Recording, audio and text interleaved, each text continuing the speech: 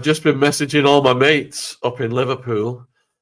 Many of you are aware, you know, I was born and raised in a town 20 minutes away from Liverpool city centre. And I was walking baby Ziggy in the park, and I've just got home. And I see that Craig has bravely posted the footage of the attacks from various people who've posted these footages. I can't post them on my channel because of the graphic, horrific footage, real world violence, community guidelines, etc. But you know, it's too early to ascertain what's happened in Liverpool. But if you guys have not seen yet on the news, the driver drove into the crowd. It was a Victory Day parade, kind of slowed down a bit, and then it accelerated and just mowed dozens of people down. I mean, Jen has just yelled into me that they've said there's 4 people dead and there's a couple of dozen injured. I will check the latest stats, but this, you know, this is Liverpool's near and dear to my heart. I went to university there, did a lot of my partying there, born and raised just outside of Liverpool, and wow, I'm just blown away by what's happened here. So, Craig, what are your preliminary thoughts? Oh, mate, I was just horrified when I started seeing stuff coming up on Twitter. I put the video together to share the videos, and I'll probably lose my channel because of it, but I think it's probably worth doing. But since then, there's 2 things that have just blown my mind. And the first thing is, I've been sent footage. I think it's getting shared far and wide from a block quite high up, and across the road, the guy turns his phone and there's a sniper, and the guy that's a spotter for a sniper sitting on a roof pointing towards the incident. Now, I've spoken to people with intelligence backgrounds, and they've told me that this would not normally happen. They would not normally have snipers at a large event for no reason whatsoever. There's only 2 reasons, apparently, that you would have snipers at such a scene. And that is A, if the terror threat in general was so high, higher than we think it is, or B, if they had the intelligence to suggest something was going to happen at an event. It's the only time it wouldn't be a normal action to have snipers at such a thing. And there's no ambiguity of the footage. I didn't have this footage when I done the video. I will do a footage either later on tonight. Sorry, I'll do a fresh video later on tonight or tomorrow morning, purely on this sniper story. Because the guy pans from left to right, and you can see on the roof, army sniper. I've had that qualified by intelligence people within the intelligence community, with intelligence experience, I should say. And it is British Army, right? Because I was like, is that even our guys? And then he pans to the right, and you can see the carnage below on the street. So it is from the event, and that just blows my mind. That, you know, we're either in such a terrible state that we don't yet know as a public that you would do that automatically, or there's been some sort of terror tip-off. The other thing that's a bit worrying to me is I've done a couple of stories, one today, where we had a man went into Glasgow Hospital with a loaded, what do you call it, crossbow. This happened on Friday morning. I was sent footage by someone who witnessed it. I put that in a video on Friday. Today he's been to court, so we know he was 29-year-old. But that was it. There was no name, no where he was from, nothing. 29-year-old man being charged with this crime. And that's kind of how we describe criminals these days. We don't name them, we don't have photographs, we don't have descriptions, we have a male, female, and an age. That's it. Yet within 2 hours of this thing happening in Liverpool tonight, it happened about 6 o'clock, and before 8 o'clock, the mainstream media were putting out that it was a 53-year-old white man from Liverpool. And you think, well, that's kind of weird. We don't normally get a description of skin tone. We don't normally get that information, and we don't get any information within 2 hours of the crime. So the fact that the police have put that into the media so quickly, it gets my wee spidey senses up and running. And that's kind of the way it should be. You know, if this guy was a 53-year-old white guy and the public know, then obviously that could prevent people going into overdrive about other things.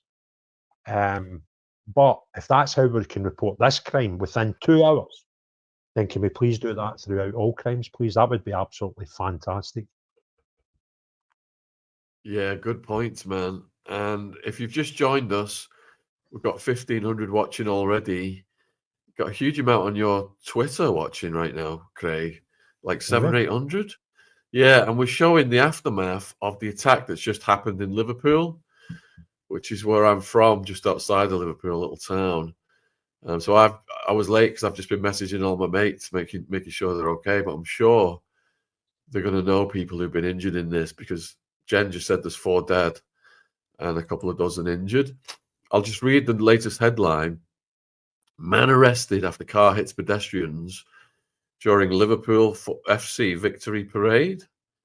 A man has been detained after a car collided with pedestrians in Liverpool city centre after Liverpool FC's Premier League victory parade.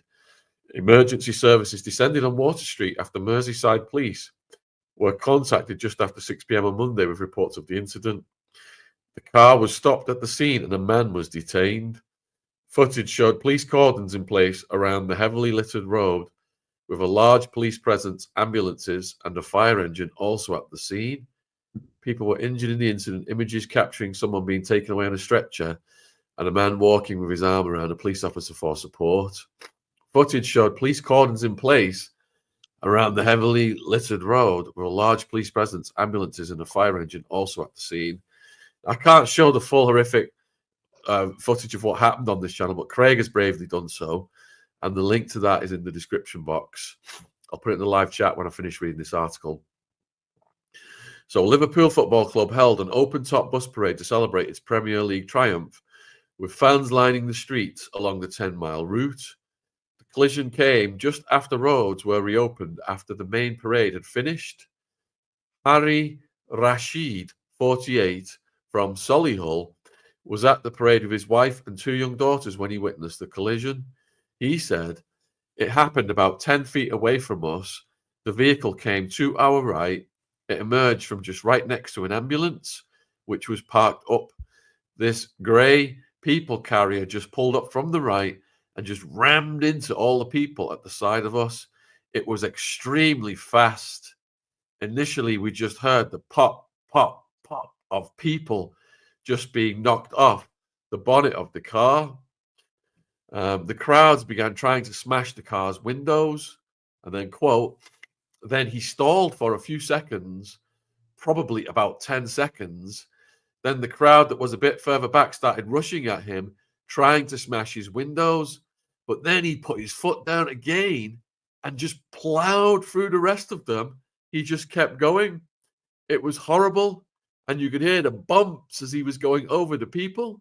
Then my daughter started screaming, and there were people on the ground. I just wanted my kids to get off the road regardless, because I couldn't trust whether there's a follow-up attack or something like that, because you had just exposed it on the pavement. I saw people lying on the ground, people unconscious. It was horrendous, so horrendous." So Natasha, who was watching the parade from her friend's living room, told Sky News, "It was so loud, people sounded desperate. And then we looked out the window and we saw the car had run over people. Then people started rushing to go after the driver, and they tried to break the car. The police did everything to block and to push people away. We could just hear screams and screams. We were very confused. The Prime Minister, Keir Starmer, and the Home Secretary, Yvette Cooper, are being kept updated about the events," PA News Agency has reported. Starmer said, "The scenes in Liverpool are appalling. My thoughts are with all those injured or affected. I want to thank the police and emergency services for the swift and ongoing response to this shocking incident. I'm being kept updated on developments and asked that we give the police the space they need to investigate." I wonder who wrote that for him. A spokesperson for the North West Ambulance Service said, "NWAS is supporting an incident in Liverpool city centre following reports of a road traffic collision. We are currently assessing the situation and working with other members of the emergency services. Our priority is to ensure people receive the medical help they need as quickly as possible." And more details on this are coming in by the minutes, folks. Very upsetting, absolutely heartbreaking. You know, it's from my neck of the woods, and it really affects you when you've got friends up there and you're worried about their personal safety and my parents, you know, being up that way as well. Benny's asking about casualties.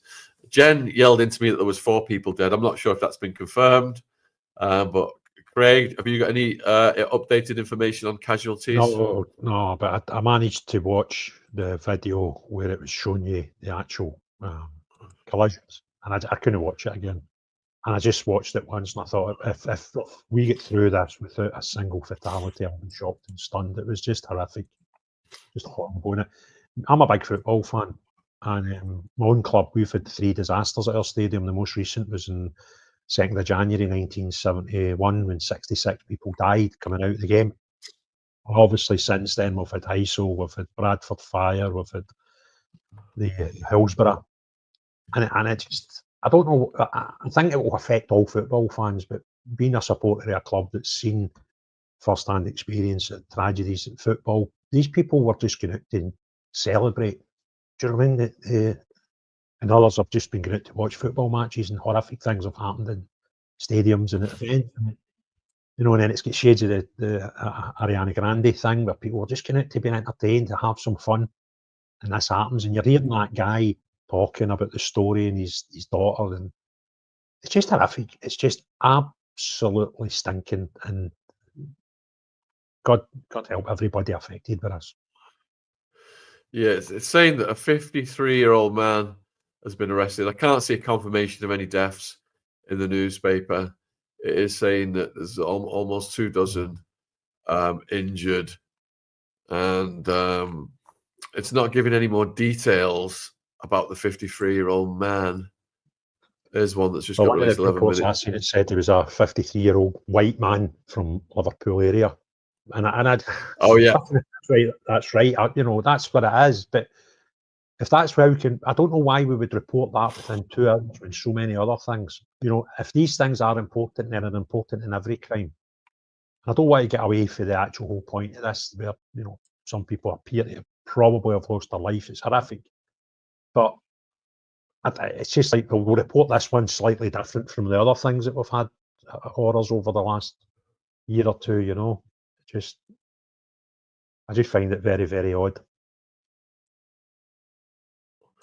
Yeah, it is very odd. I think they fear that what happened after the attacks in Southport is going to happen again if the nationality of the perpetrator isn't released right away. They're afraid that people are going to come up with their own. If that's what you're going to do, then let's do it with all things. You know, we've had a guy 1.5 miles from me on Friday walk into a hospital with what do you call it? I was going to say a shotgun, with a crossbow, for God's sake. Right? It's the busiest hospital in Glasgow by a mile, by a country mile. It's massive. Thousands of people work there. And that happened on Friday, and it's reported as a 29-year-old man. We either need to know descriptions or we don't. Let's do it for them all or do it for none. But if you do it for none, you're going to have people guessing. And if you do it for selected ones, you're going to have people angry that you're not doing it for others. So just deal with crime the way we've always dealt with crime. We're big boys, you know. People can actually deal with the truth more and probably better than they can when there's a void and a vacuum. And that's evident. And it's just, I just don't like the way British people are getting treated with the horrific things that are happening. And again, I don't want to distract from what's actually happened tonight. Tonight's thing's just horrific. You know, the other things that we talk about, we can do that on another day, you know, but that just blew my mind. Within 2 hours, before we even come on here tonight, 53-year-old man, white man from Liverpool area. Like, wow, you can identify people. Yeah, I'm getting messages coming in now on my phone from people who are at the parade, but nothing happened to them. My parents said that, yeah, very scary. It's very close to their home. What do you say to this person, though? Stop whipping up a frenzy. It was a white male. Stop speculating. Families are having to deal with hearing bad news about this racist rhetoric. What racist rhetoric? We're just reporting on a news. My God, are you not allowed to be shocked and horrified that this has happened in one of your major cities, with people just going to bloody celebrate without crackpots telling us that we're whipping up a frenzy? It's topical. You've got people that live there Right, I was there for a football match a couple of years ago. It's you know, it's real life. Absolute maniacs. There are. You're not allowed to report on anything these days. This is the most. This is the story of the biggest public interest in the moment right now because of what's happened, and it's a safety issue for all of us. The world is just. It just seems to be getting more and more dangerous for various reasons, and one of those reasons we believe are the policies of Keir Starmer, which takes us over to the